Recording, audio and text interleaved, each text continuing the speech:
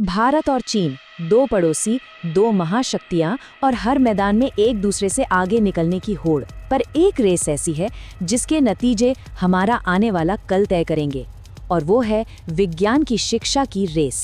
तो चलिए देखते हैं कि इन दोनों देशों में एक 15 साल का स्टूडेंट आखिर सीख क्या रहा है और ये फर्क हमें क्या बताता है। देखिए, ये कोई मामूली एकेडमिक बहस नहीं है, ये एक ग्लोबल रेस है, और इस रेस को मापने का एक पैमाना भी है, पिज़ा यानी programme for international student assessment. इसे आप एक तरह से एजुकेशन का ओलंपिक समझ सकते हैं, जो ये बताता है कि दुनिया भर के स्टूडेंट्स साइंस और मैथ्स में कहाँ खड़े हैं। साल था 2009। भारत ने पहली और शायद आखिरी बार पिज़ा में हिस्सा लिया, और नतीजे बेहद चौंकाने वाले थे। 74 देशों में भारत की रैंक थी 73, यानी नीचे से दूसरे नंबर पर, और चीन था टॉप पर, पहले नंबर पर। बस यही नतीजा हमारी आज की पड़ताल की वजह है। तो आज हम इस पूरी गुत्थी को परत दर परत सुलझाएंगे। शुरुआत करेंगे 2009 के उस झटके से, फिर दोनों देशों की साइंस की किताबों में झांकेंगे। हम ये भी समझेंगे कि चीन की सफलता की कीमत क्या है और क्या भारत के पास भी कुछ छुपे हुए फायदे हैं, और आखिर में बात करेंगे कि आगे का रास्ता क्या है। तो चलिए इसमें थोड़ा और गहराई में उतरते हैं। सबसे पहले ये समझना जरूरी है कि दोनों देशों का एजुकेशन सिस्टम असल में बना कैसे है, क्योंकि यहीं से सारा फर्क शुरू होता है। चलिए दो स्टूडेंट्स की कल्पना करते हैं। एक है दिल्ली की 15 साल की रिया और दूसरा है शंघाई का 15 साल का वेई। रिया का एजुकेशन सिस्टम विकेंद्रीकृत है, मतलब यहाँ सीबीएसई भी है और अलग अलग राज्यों के अपने बोर्ड भी। इसमें थोड़ी आज़ादी है, पर क्वालिटी में बहुत फर्क आ जाता है। वहीं दूसरी तरफ वेई का सिस्टम पूरी तरह से केंद्रीकृत है, पूरे देश में एक ही सिलेबस। इससे हर स्टूडेंट को एक जैसी पढ़ाई मिलती है, पर नए प्रयोगों की कोई जगह नहीं बचती। तो अब आते हैं सबसे जरूरी सवाल पर कि रिया और वेई की किताबों के अंदर आखिर है क्या। चलिए सीधे टेक्स्ट बुक्स के पन्ने पलटते हैं और इसकी शुरुआत करते हैं भारत में हुए एक बहुत बड़े और विवादास्पद बदलाव से। हुआ ये कि कोविड महामारी के बाद स्टूडेंट्स पर बोझ कम करने के नाम पर सिलेबस को रैशनलाइज करने का एक बड़ा फैसला हुआ। इरादा शायद अच्छा था, लेकिन इसकी गाज गिरी साइंस के कुछ सबसे बुनियादी सिद्धांतों पर, और यहीं से एक बड़ी बहस छिड़ गई। तो क्या हटाया गया, जरा सुनिए।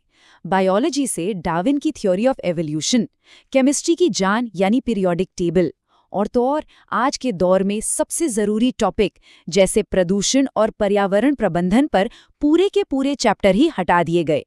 कई वैज्ञानिकों ने इस पे चिंता जताई कि ये कदम बच्चों की साइंटिफिक सोच को ही खत्म कर देगा। अब जरा बायोलॉजी में फर्क देखिए।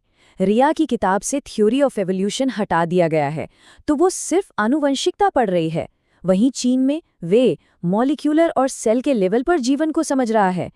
ये बहुत बड़ा फर्क है, क्योंकि इवोल्यूशन के बिना बायोलॉजी सिर्फ कुछ तथ्यों का कलेक्शन बनकर रह जाती है, एक पूरी कहानी नहीं। और केमिस्ट्री में तो ये खाई और भी गहरी है। सोचकर देखिए, भारत में रिया को अब पीरियोडिक टेबल, जो केमिस्ट्री का नक्शा होता है, वही नहीं पढ़ाया जा रहा, और दूसरी तरफ वेई वो 155 अलग अलग एटॉमिक स्ट्रक्चर्स को डिटेल में पढ़ रहा है, यहाँ तक कि उनके बीच के बॉन्ड एंगल्स को भी। चीन का सिलेबस साइंस को सीधे इंडस्ट्री से जोड़ता है, उसे प्रैक्टिकल बनाता है। यही पैटर्न हमें फिजिक्स में भी दिखता है। जहां रिया बेसिक कॉन्सेप्ट सीख रही है, वहीं वे वेक्टर डीकॉम्पोजिशन जैसे मुश्किल टॉपिक पढ़ रहा है। पता है, ये वो टॉपिक है जो भारत में स्टूडेंट्स आमतौर पे 2 साल बाद 11वीं क्लास में पढ़ते हैं। इससे साफ पता चलता है कि चीन का साइंस और मैथ्स का सिलेबस कितना एडवांस्ड है। लेकिन इससे पहले कि हम ये मान लें कि चीन का सिस्टम ही बेस्ट है, एक मिनट ठहरिए। कहानी का एक दूसरा पहलू भी है। इस एडवांस पढ़ाई की एक बहुत बड़ी कीमत भी चुकानी पड़ती है।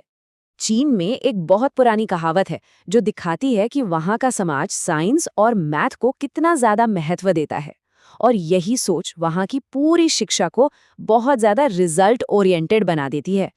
पर सवाल तो यही है, ये सब किस कीमत पर? क्या इस जबरदस्त प्रेशर का कोई साइड इफेक्ट नहीं है? इसका जवाब है गाओकाओ। ये चीन का नेशनल एंट्रेंस एग्जाम है। इसे भारत के आईआईटी जेईई से भी कहीं ज्यादा मुश्किल और जिंदगी बदलने वाला माना जाता है। एक एग्जाम और उस पर टिका एक स्टूडेंट का पूरा भविष्य। और इसी घाव-घाव का दबाव स्टूडेंट्स की क्रिएटिविटी को खत्म कर देता है। रिसर्च बताती है कि चीन में बच्चों की क्रिएटिविटी 8वीं क्लास के बाद गिरने लगती है। क्यों? क्योंकि सारा फोकस रटने पर, एग्जाम की तैयारी पर चला जाता है। और ये एक ऐसी समस्या है जिससे भारत में भी लाखों स्टूडेंट्स जेईई और नीट की तैयारी करते हुए जूझते हैं, जहां रैंक की दौड़ में क्रिएटिविटी कहीं पीछे छूट जाती है। तो क्या इसका मतलब है कि भारत के सिस्टम में सब कुछ गड़बड़ ही है? नहीं, ऐसा भी नहीं है। अब बात करते हैं उन पहलुओं की जहां भारत को चीन पर बढ़त हासिल है। ये वो फायदे हैं जो रैंकिंग की दौड़ में अक्सर नजरअंदाज कर दिए जाते हैं। तो भारत की असली ताकत क्या है?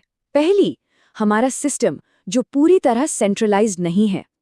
इसमें खामियां हैं, पर यह टीचर्स और स्टूडेंट्स को एक्सपेरिमेंट करने की आज़ादी भी देता है। दूसरी, हमारी एनसीईआरटी की किताबें, जो अक्सर एक कहानी की तरह लिखी जाती हैं, सवाल पूछने के लिए उकसाती हैं।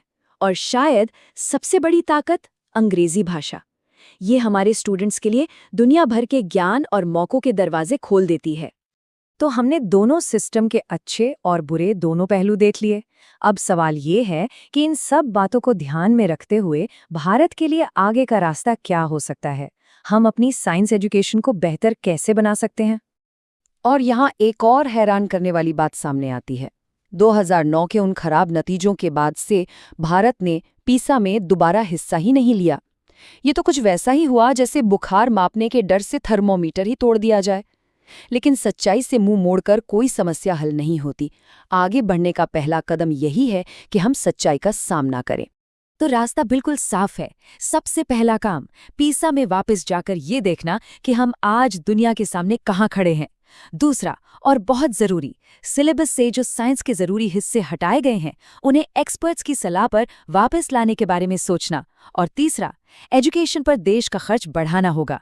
ये कोई खर्चा नहीं है, ये भविष्य के लिए सबसे ज़रूरी निवेश है। आज हम सब एक दोराहे पर खड़े हैं। ये सवाल सिर्फ सिलेबस या रैंकिंग का नहीं है, ये सवाल भारत के भविष्य का है।